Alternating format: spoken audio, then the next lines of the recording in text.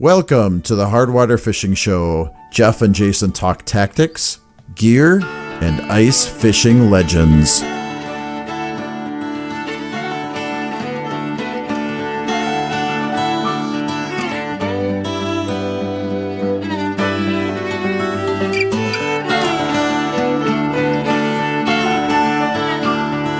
bet you're going fishing all the time, my baby going fishing too. I bet your life, your sweet wife will catch more fish than you. Many fish bite if you got cool bait, yeah, here's a little tip I'd like to relate.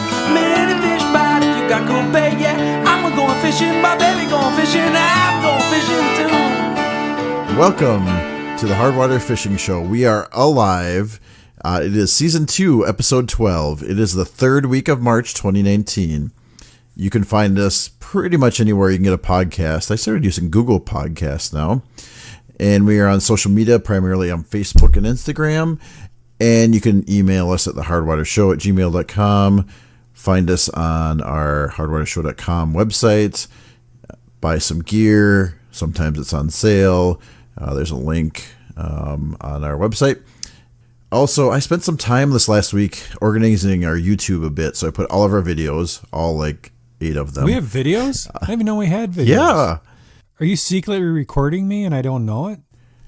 No, well, our nice technology department, that's the technology department. They, whenever we record a session and upload it, the technology department automatically creates a video and publishes it to YouTube. Them guys need a raise. They do good work. Yeah, they do. I know.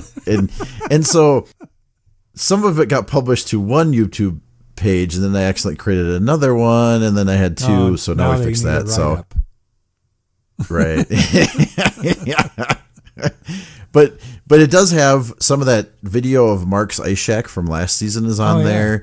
And then we have the video of Noah and I reviewing my mystery tackle box, and then a bunch of our sessions on there. Oh, very cool. So. Hey, I was going to mention, if I could a minute, on our gear stuff. I use that coffee mug. I bought a coffee mug from ourselves, and that thing's nice because it's not like the fanciest coffee mug in the world, but the one thing it does that I like is that it's got the lid shuts tight so it doesn't leak. So if you snap the lid shut and the thing flips over, it doesn't leak all over the place.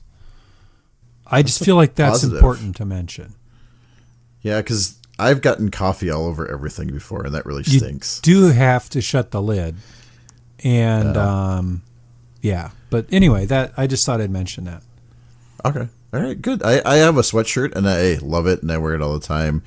I have a T-shirt, and that's pretty nice, too. Mm-hmm. I've really ordered some other things. I'll have to get a phone or a mug I got the phone case. That's holding up okay. It does really good. It's kind of cool. Cool. All right, so the other thing, if you send us some emails or send us a message on Facebook, we do read that stuff, even if we don't mention it all the time, and we appreciate the feedback, so just send us that in, and we'll check it out. Awesome.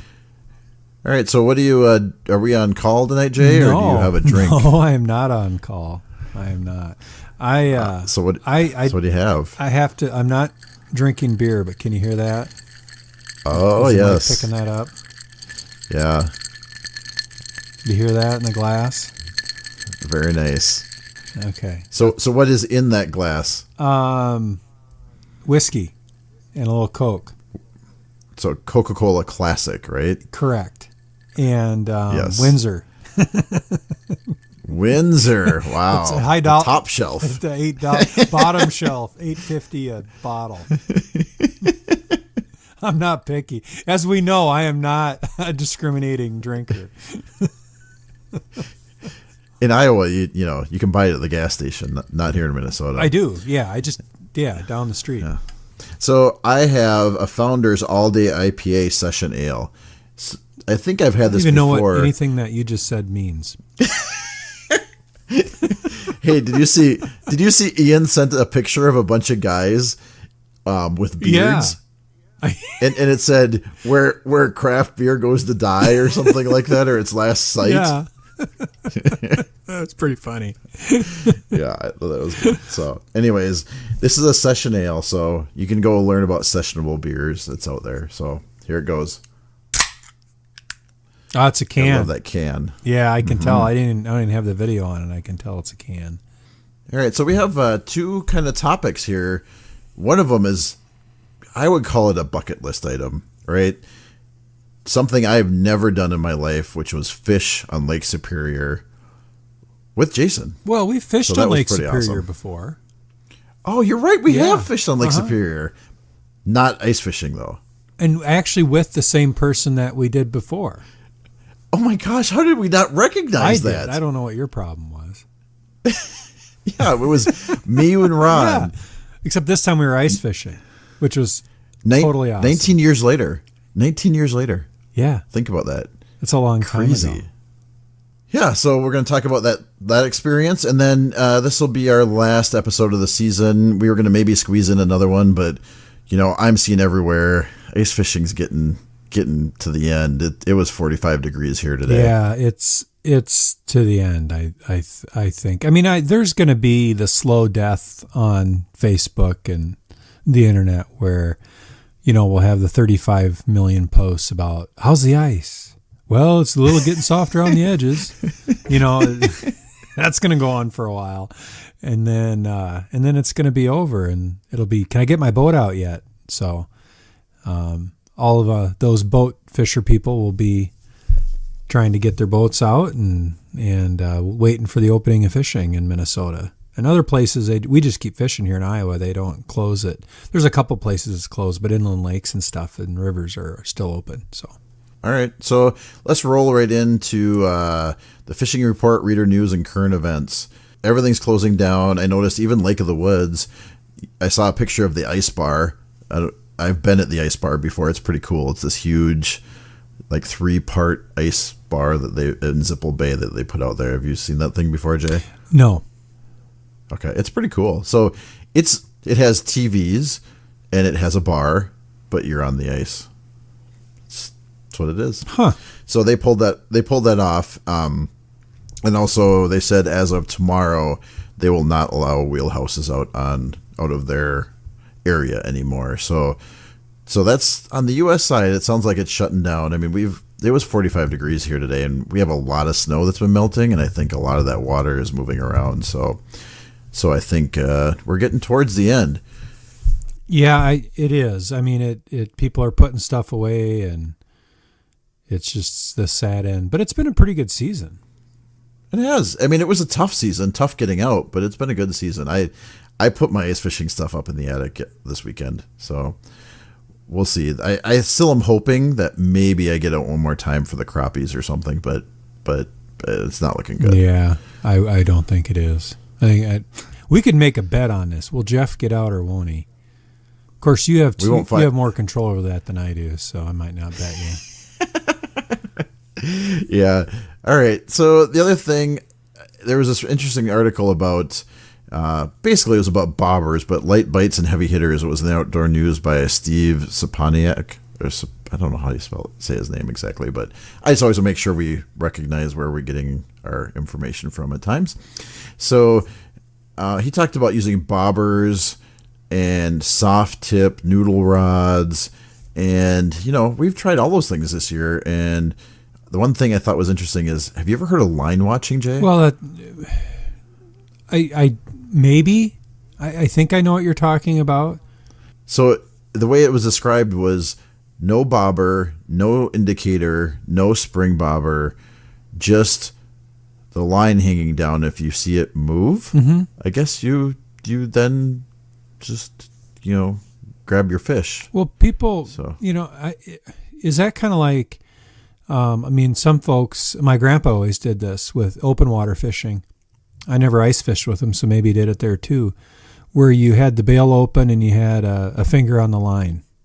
So you could feel and see that line move, because, that was back when rods weren't the most sensitive. So your best sensitivity really was your fingertip and that fishing line.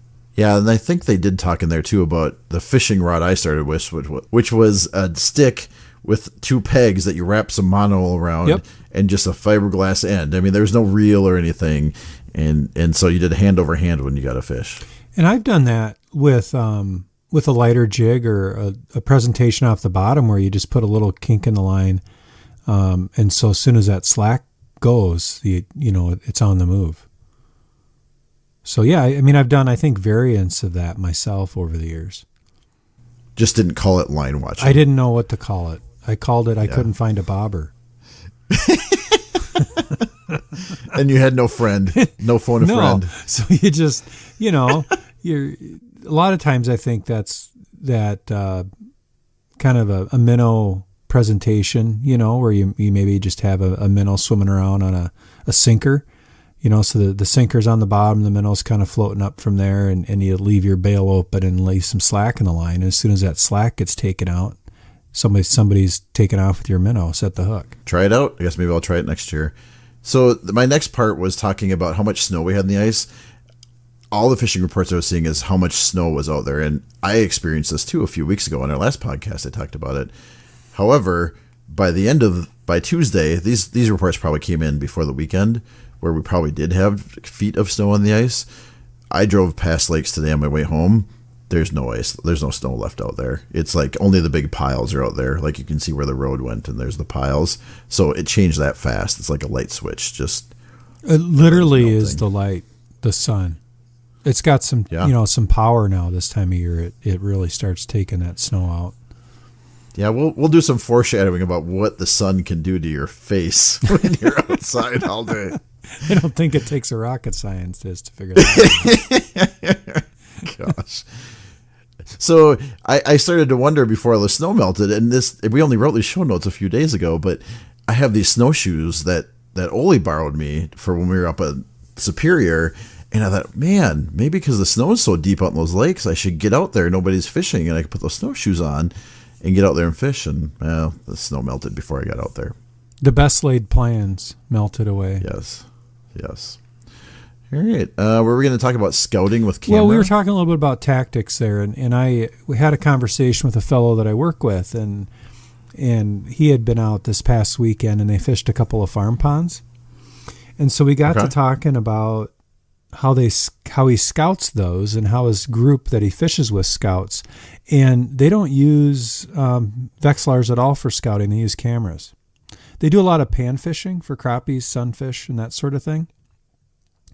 So what they're doing is they're finding the brush piles, and they're putting the camera down and looking for fish. If they don't see fish, they move on. And that's things that a Vexilar or a Markham or whatever can't really show you. And he said it's been really effective for them this year. They've used it quite a bit, looking when they're fishing specifically for panfish, that they don't even bring out the flashers.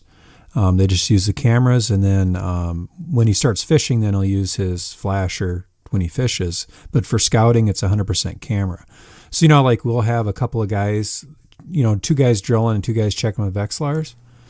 They do the same thing with the cameras. They'll have a guy drilling holes and a guy coming along behind with a camera checking for fish. And if they see fish, they start fishing. So are they in shallow water or deeper water, you think? Both. Okay. I mean, so in Iowa especially, there's a lot of man-made structure in the lakes, a lot of brush piles, rock piles, etc. And so once you find those, it's just a matter of looking in that particular brush pile, because not all brush piles hold fish. And then in the basins, they're too kind of looking to see where's those, like we talk a lot all the time about transitions in bottom. So even in a lake like Mille Lacs, you're looking for that transition, or that where that mud is, or what's down there, and using that camera more specifically versus the flasher to tell you kind of more of a population. So you're targeting a bigger population of fish. And it made a lot of sense to me. For the type of fishing he's doing, more specifically for panfish, I don't know that it'd be as relevant, that method, for walleye. Sure. But definitely for sunfish and crappies, it made a lot of sense. And he's had a lot of success this year, so it's hard to argue with that. Yeah, it's I like to follow people who have success, do their things. And yet we still fish together. And what's funny is that it's not directed at me; it's directed at each other, right? I know. I know. Oh man! All right, so that's good. I like to hear some firsthand experience because I've read about that and we talked about that, but I hadn't met somebody that actually implemented that. And it seems foreign to me to not have your flasher, but clearly it works. Well, and the other point was, the mapping technology of your phone anymore using Navionics is so accurate that you're not wondering how deep it is. You know, within a foot. Yeah, you probably know within a couple feet. You're right. So you don't need that. And if there's fish down there, who cares how deep it is? Yeah. Well, it's true. So it made a lot of sense. So are we ready to talk about Superior yet? I want to talk about this. I'm still amped about that trip. We can. I wanted to get into the gear part of that because gear was different. I mean, it was similar but different. So you kind of need some heavier tackle for those Lakers. I mean, for those of us that caught one, But being late in the season, I'm like, oh, I should go get a bigger rod, and I went to like 4 stores to find a rod because it was, it's March and it's not even beginning of March. Yeah. We're probably mid-March. Thankfully, I already had a big enough rod. Yeah, well, I needed a bigger rod. So does that happen often? No, this is the first time I've needed a bigger rod. Okay. So I went to a few stores and I found one, but it was interesting. One guy at the store, I'm like, do you have any ice fishing stuff? And he's like, no, that's all over. Yeah. They clear out, middle of February, you can't start not being able to find anything. Yeah. But I did end up at Runnings. It's funny because I used to have nowhere to buy sporting goods by my house, and now I have like 4 or 5 options within like 10 or 15 minutes, which is pretty nice. But so I ended up at Runnings, who has a really good, I like their selection of stuff. They have good stuff and stuff that you really need, right? Some stores I go to, I can get the $200 fish skinner thing, but I can't find lead sinkers. Yeah. So Running seems to have what you need. They have the stuff you need. But I found this, first thing I got was line. So we had to buy that. There was that Suffix 832 20-pound test line. Yeah, we actually ended up both buying the same stuff without even talking about what we were buying. When I was at Cabela's, I'm like, is there anything cheaper? There's not. Because I spent like $50 online, right? But there wasn't. So that's what I ended up with, the Suffix 832. Well, he did say, well, there's this stuff on clearance, but I wouldn't buy that. And, we are invested in a day trip to do this. I'm like, I'm not going to chintz out. So the interesting thing about that new line is we learned a new knot, right, Jason? We did, and we both successfully tied it at 11:30 at night after a couple of beers. Yeah, the Alberto knot worked very well. So that is a really reasonably easy knot to tie, and it's a tough knot, and it specifically was designed to tie braid to mono or fluorocarbon fluoro line. Yeah, so that worked really nice. I would call that the old style of fishing knots, right? It's classic. It's actually not that old of a knot. But it's like the old style beer because it's easy, it's simple, right? It's not the fancy. I don't know. I'm following you on this one. Like okay. Old style beer, like okay, kind of. Let's move on from this. Clearly, this is not making sense, and it only makes sense to me. So, anyways, now that we figured out our old style knot, the Alberto knot, Alberto knot. And if I can tie it, if I can tie it, anybody can tie it. Holy crap! I mean, it tried and true. It actually did not let go. Which did not. Awesome. We had a 20-pound test fluorocarbon leader. That was spider wire. Actually, mine was 15. Oh, was it 15? It was. Well, then we used 15 I did. because I used yours. So 15. All right. And that seemed to hold up. That stuff was pretty thick and heavy for 15-pound line. And I learned that you can't have too much of it on there because I shortened my leader about halfway. I had 10 feet of leader on, and that was way too much. It was just wreaking havoc. And I did at Runnings get my heavy duty rod, and it was 44 inches. That thing was, you had to like sit in a different zip code to fish with that thing. It was 2 pieces. It's the first ice fishing rod I've had that was 2 pieces. That thing would make a heck of a canoe rod for the boundary waters. Probably would. You know, because it's short enough, but yet long enough. Well, that's kind of what they had. I was looking for something a little different, but I was worried about the lighter walleye tackle I had for those Lakers. So yeah, it worked great. And so I did buy a reel. I bought a Cabela's reel for that 44-inch rod at a different store. So I needed a 20 series because what I found out was I bought some of that 20-pound test braid line, and actually it's thinner than 20-pound test because it's, what does it say? It's equivalent to like 6-pound 6-pound test. Yeah. I had a 10 series rod on there, or a 10 series reel, and really it didn't hold enough line because we were going to be fishing deep, and if we caught a big fish, it was going to run. And so I didn't feel comfortable with those 10 series reels. So I went and bought a really economical Bass Pro Shops MegaCast 20 size reel, which is See, I've never even heard them referred to like that. So I'm learning something here today. A 20 and 10. I just little reel for ice fishing and a bigger reel for summer fishing. Yeah, it seems like they've kind of standardized. It's not always standard, but I found if you go research on Google, I found some information about. Well, I put it on here. So it says spinning reel size 1,000 or 10, depending on the brand, and it says suggested braid 4 to 8. You know, and then they have the 20 series, and it's just a little bigger, and you can get. It says, 5 to 10 pound. Actually, we would put 20, but I think with those advanced lines, they're a little thinner, but. So that's kind of. So I bought that reel. I thought it's a pretty good reel. It was $21. The drag seemed good. I mean, you can buy a really nice reel for $20 these days. I tell you where I bought a lot of my reels that I have currently is over in Okoboji area over there by Spirit Lake. There's a Berkeley outlet store. Oh wow! It takes all the things that get sent back and they refurbish them, and you can pick up a reel for like $10. I think I could get in trouble. Oh my gosh, yes. You can get, but it's a discount. Yeah. Oh, they're cheap. They're cheap, and I would say a third of them end up being junk. Oh, but the rest of them, they turn out pretty good. So it right. At the end, you have to do some sorting, but yeah, you can. If you want to outfit a pile of kids, man, you could do that cheap over there. It's a good stop if you're in that area. So yeah, I mean, I did think this Bass Pro Shops MegaCast 20 series spinning reel. I mean, it was $21, and is it as smooth as my President? Probably not. Is it as smooth as my Daiwa ones? Probably not. But it's pretty good. I mean, it's probably plenty good for any fish I'll ever catch. So clearly.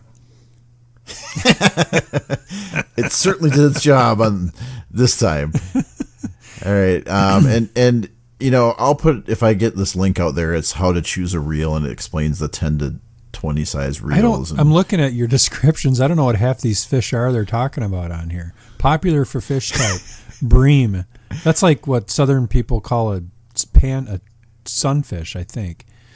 Trout and whiting. Hey, and then the other one, bream. Fishing Tackle Shop says that's trout, what it is. Whiting, bass, flathead, perch, and a luderick. Luderick? What the heck is that thing?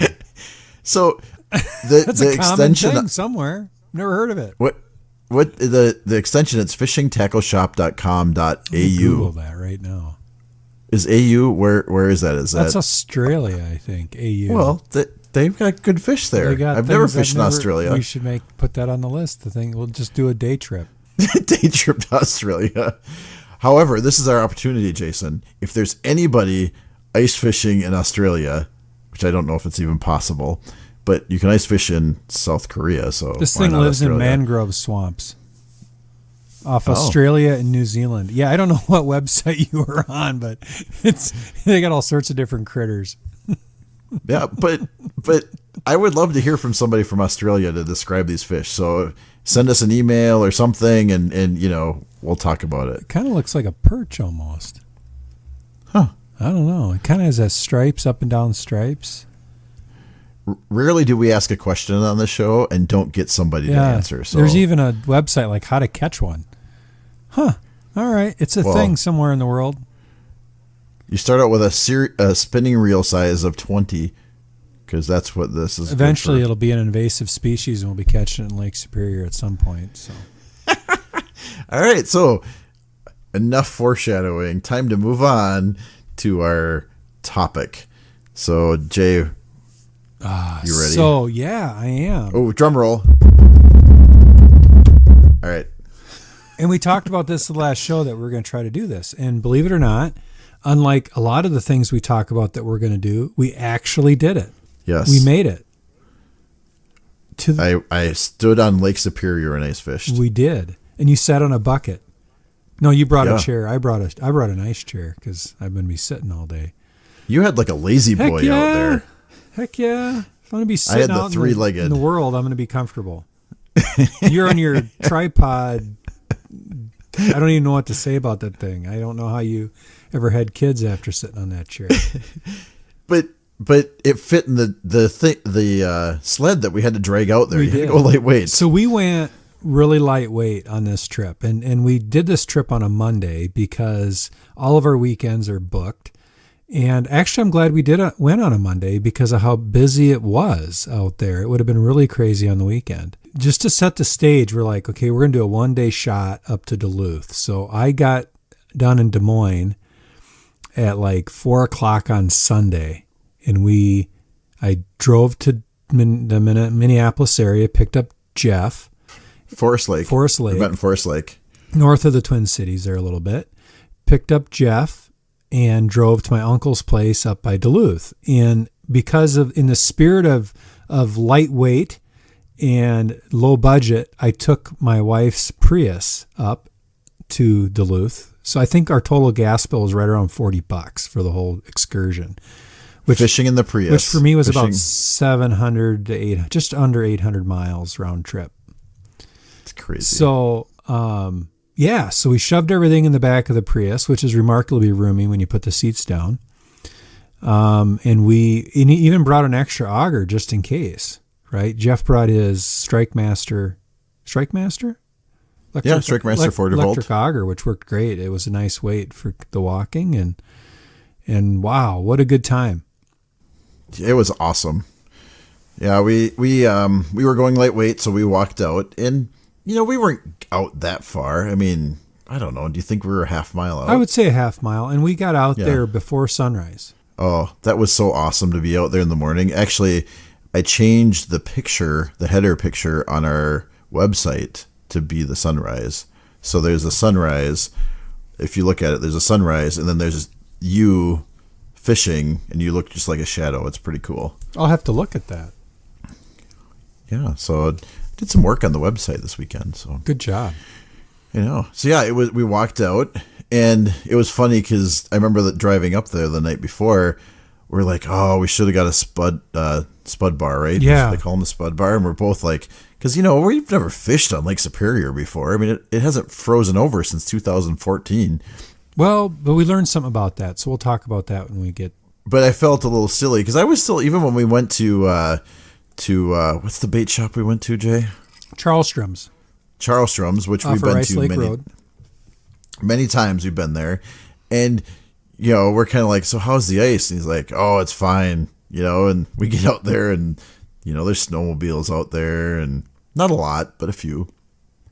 So the spud bar wasn't necessary. It wasn't, and so the thing that I think I learned about the ice on this is it always does freeze up along the shore. What made this year so special is it locked up. So what that means is that it's one of the few and rare times that you could fish it where if the wind blew the wrong direction, you didn't drift away. And that's a good thing. So that's probably the biggest advantage of it when it's locked up. And that takes me to the crazy thing of the current underneath the current. So could you imagine, like, if it wasn't locked up, right? Let's say you're 100 yards from the edge of open water and you get a crack with that current and the wind. I mean, it's hello Ashland. Oh yeah, you'd be gone. Yeah, you'd go. And so I think that happens, right? That happened to some people on, it was in the news right around that same time in Michigan or something. A bunch of people floated away, like 40 of them floated off. And so this was nice because we didn't have to worry about that. Yeah, it was locked up, I think, just above Two Harbors, because I saw some satellite pictures that showed open water beyond Two Harbors. Yeah. But it was locked up from Wisconsin. You could walk from Minnesota to Wisconsin. You could if you were really, really motivated. And some people really walked a long ways. Like they really got out there. They did. We got out quite a ways. We found 195 feet, I think. We fished there.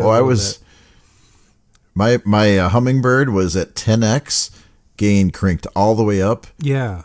We used every inch of that ice 35 that it could give, and you could see your small jig down at 190 plus I was feet. able to tune my ice 55 and get my jig at 195 feet. What I had to go through some gyrations to do that. Because of the current, I had to drill a hole a couple of feet past my other hole in the direction the current was shaking my jig, and then let all my cable down. So the transducer was well below the ice. So I think that thing was floating off to the side too. And then to keep the jig, I had to just lower it down slowly and keep contact with the flasher all the way down to the bottom. And then I could read it. Yeah, it was down there. I mean, 200 feet is it took a long time down there to get the thing down there. And then I moved in though. It was kind of a pain fishing that deep. And you have to use big tackle. I mean, you can't use a small jig. It just doesn't get there. Yeah, so I was using a big lead-bodied jig with a white tube jig on. And I tried a couple of different things, but I kind of went back to that white tube jig and moved into about 155 feet of water, 50-ish feet of water. And that's when it happened, Jeff. What happened, Jay? Well, I mean, I was there. Yeah, but you I can know. Tell me. But so I was sitting in my chair comfortably. Were you awake? It was after lunch, wasn't it? It was after lunch. I cooked some lunch out there for us. I brought some brats and cooked some beer brats up. And we had some of those to eat, which is always nice. And so I was sitting in my chair in the sun, and I look, and I'm kind of sitting there half awake, watching the flasher, and I see a mark, and I jig a little, and then I felt it on there, and I just set that hook so hard I came right out of my chair. And then it was clear ice where I was, so I was kind of dancing around, and I hit the floor or hit the ice, and I'm still reeling to beat heck, I mean, it was just a show. But I kept tension on that rod, by God, and I had a fish. I had a trout. And 150 feet of water, that thing. And I just reeled, and I yelled for you, and you came over, and you did a great job helping me land that trout.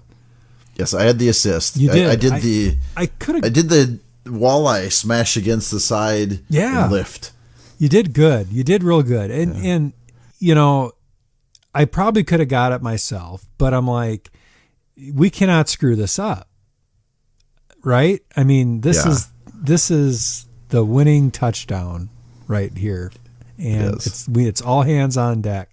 And Jeff did a great job. He did the shuffle sprint from his hole to my hole because we were couple hundred yards apart. He probably beat the fastest guy in the world for the shuffle across the ice. Tell me. I was moving. I haven't moved that fast since we had tip ups and we were 25. You did really good. I imagine you had to ice up after that a little bit. Probably strained something, but you did a great job, and I couldn't have done it without you. And you know, it wasn't a trophy lake trout, but it's in my freezer now, and we're gonna eat it.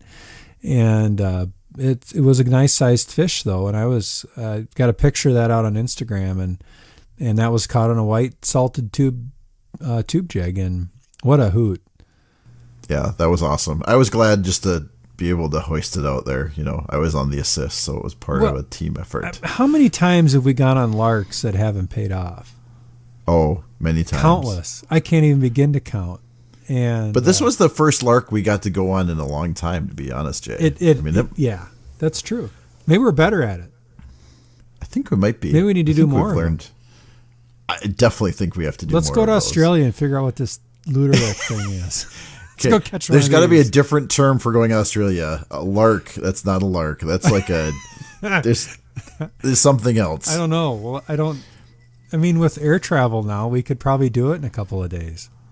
A couple of days. You need to yes. work on your miles. So, and I did catch a fish also, not as substantial by any means, but I did not get skunked because I caught that Cisco. Yeah, that was really cool. Yeah, I mean, it's a fish. That was weird. They come in and this was when we fish, you fish shallow very early and then you went out to the deeper for the lake trout, right? And so we were fishing for coho salmon, which I really wish we would have caught one. Yes. And we fished, and then all of a sudden you get this cloud. We were about 40 feet of water. You just get this cloud on your Vexlar or your flasher. I have a hummingbird, so I don't know why I call it Vexlar, but and they get a whole bunch of them come in, and I had one hit and I missed it, and then I caught one. And I mean, I've certainly caught smaller fish. It wasn't tiny. I think there was a picture of it out there, but it was still fun. I mean, I was happy to catch a fish out of Lake Superior. So when I hooked that lake trout, we had fished lake trout up in Canada a number of years ago, 3 years ago or so when we were up there. And what we learned then is those suckers seem to have like really hard mouths. So you got to just give them the what for when you set the hook. And those Cisco's, those things, I mean, that was really cool. We ran into that one guy who said you should have kept it and ate the thing. Yeah, there was that one guy. He's like this older guy. He gave you a hard time about it. Yeah, he did. So this was later in the day, and he starts walking back, and he walks by me, and everybody's really friendly out there. It actually reminded me a little more of being in North Dakota than it does on like Mille Lacs, where people are a little more tight-lipped. And he walks by me, and how'd you do? Fine. I mean, because we're all outside. I mean, for the most part, there's a few people with shacks, but most people are just fishing outside. And we're chatting. I'm like, oh yeah, I caught a Cisco. He's like, well, what'd you do with it? I'm like, well, I threw it back. He's like, well, you're supposed to keep those. He's like, I should slap you.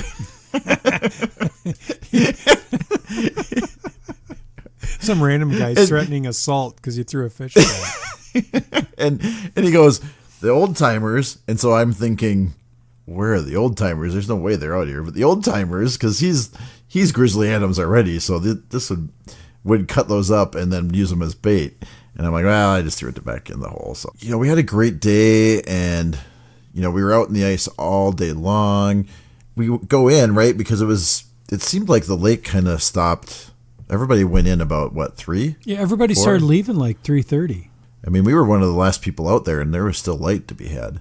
Yeah, I don't know if they're just all lazy or there's something else they know that we didn't. Eventually we left too, but I noticed that when we got off the ice, because we actually fished out of McCoy's. Yep. And that was really nice. It was really easy to get on versus that Armageddon looking ice that was over closer Brighton to Beach. Duluth. It was easy to get off, but we wanted to try another spot because we hadn't seen a fish for a while. So we moved down the shore, or up the shore, I guess. I don't even know what that was called where we fished the second time. It was right by the fish hatchery. Oh yeah, it was by the fish hatchery there. Yep, where they used to hatch loopers, which they don't hatch anymore. Nope. Because I guess they told us they were starting to breed with the normal Steelhead, fish. right? Yep, and they didn't like Well, that. they didn't. Some random guy that said you should have ate your Cisco. Oh yeah, this was a different guy. That wasn't the Cisco guy. No, but there was two Cisco guys. There was the one guy that was down there fishing that was in that little car. Yep. And then he was the one that said you should eat it. And he's also the one that told us about the loopers. Oh yeah, he did say I should have not fed it to the fish, but ate You it. should Yeah. have eaten it because it's a white fish. He didn't threaten to slap me. He though. did not threaten assault. But He might have thought it, but he didn't do it. Yeah. So we go to that place and we fished out there for a little bit, right? And that we didn't catch a fish out there. No, didn't even Yeah. mark anything. So No. and I'm like, I want to stay. I'm like, we're gonna stay. It's not even dark. We drove all the way up here. We're gonna stay to the bloody end. And Jeff's like, well, everybody's gone. And I'm like, I know, but I want to fish. And Jeff's like, well, if we leave now, we can go get some conies because they close at 8. And I'm like, okay.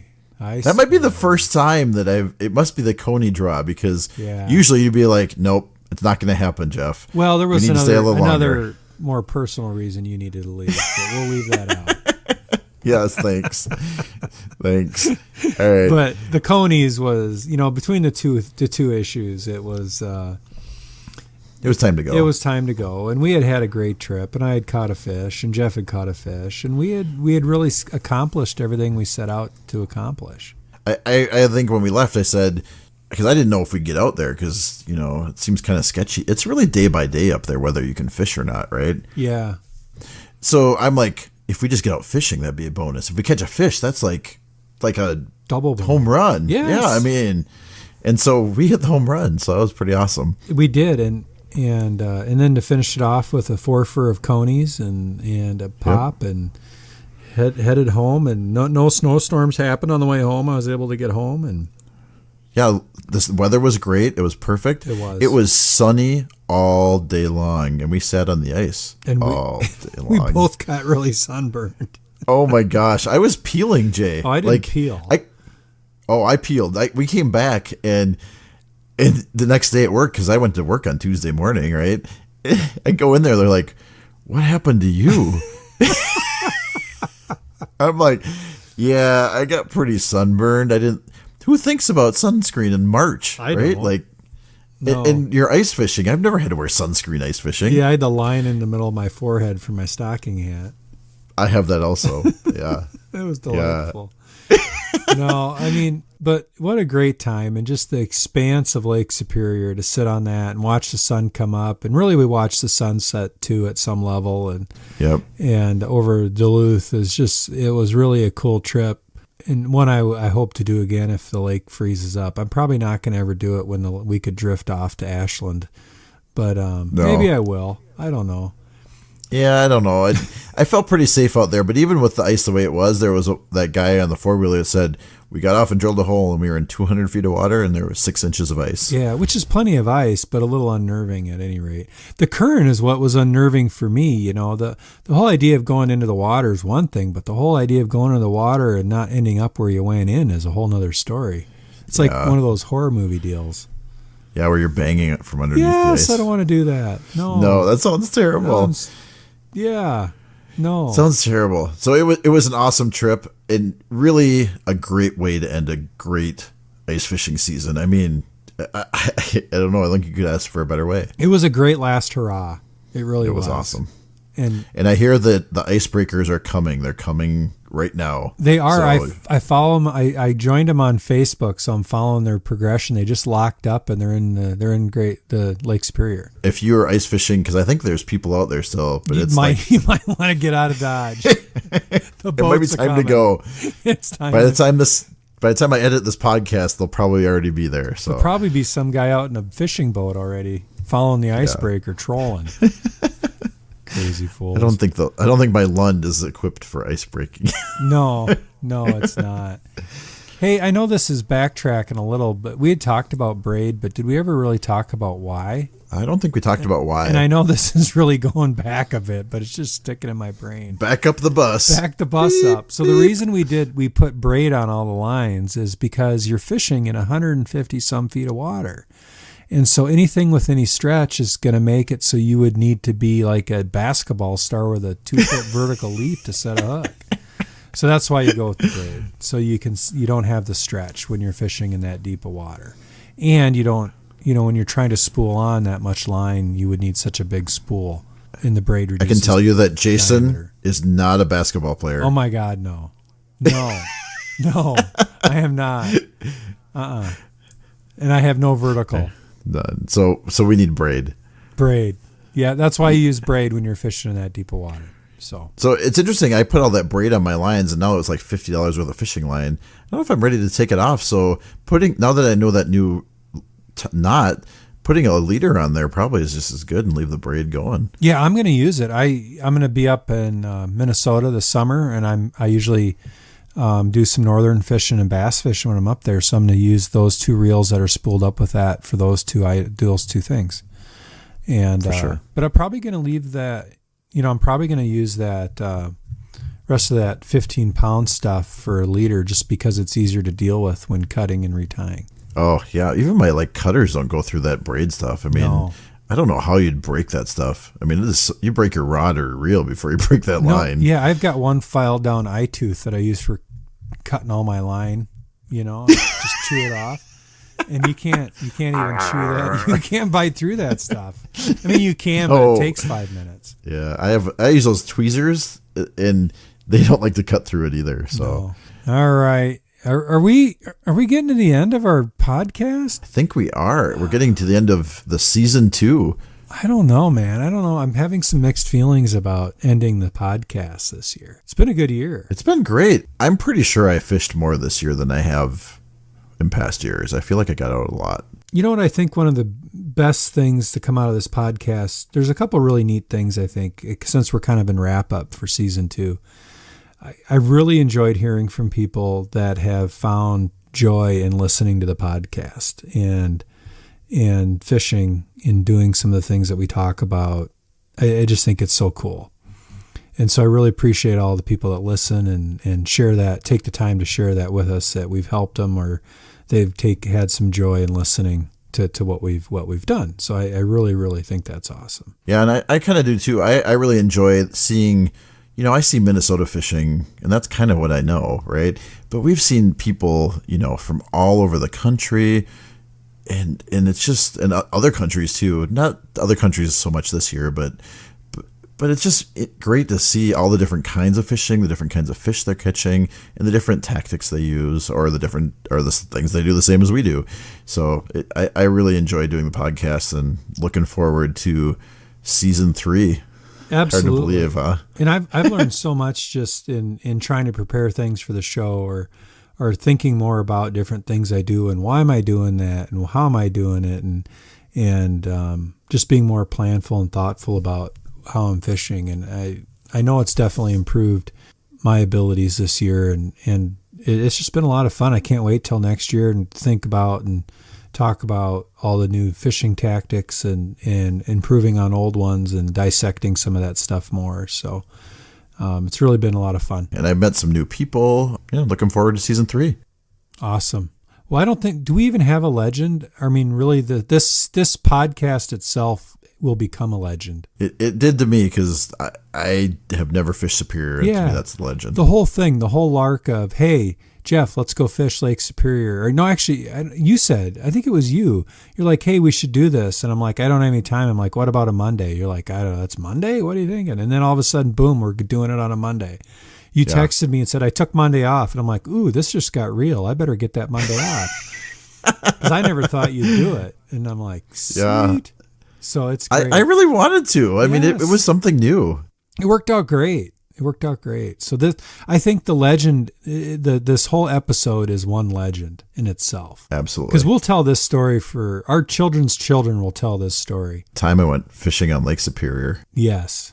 In the winter. Yes. Well, there you have it. Well, all right. Thanks everybody. Thanks for a great season and looking forward to season 3. We'll see you next fall. Tight lines. Special thanks this week to Trapper Shep for letting us use the Fishing Blues as the Hardwater Fishing Show theme song.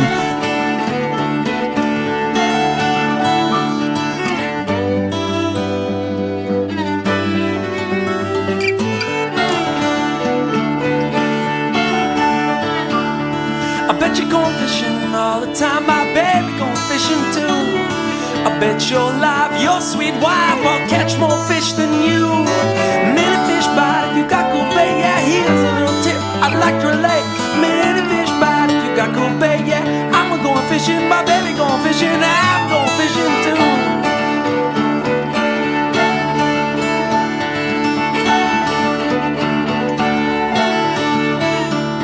Big brother about to run me out of my mind, say can I go fishing with you?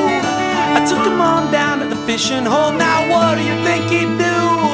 Pull the catfish by the bottom of the pond. Now he's laughing, jumping, he was real gone. Yeah, man, fish bite if you got cool bait. Yeah, I'm going fishing, my brother going fishing, I'm going fishing too.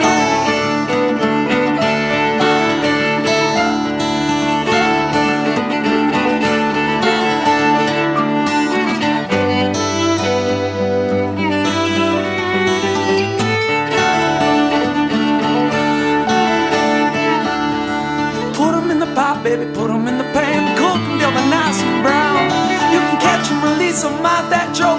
up just to keep him around. Any fish bite if you got good bait, yeah, here's a little tip. I like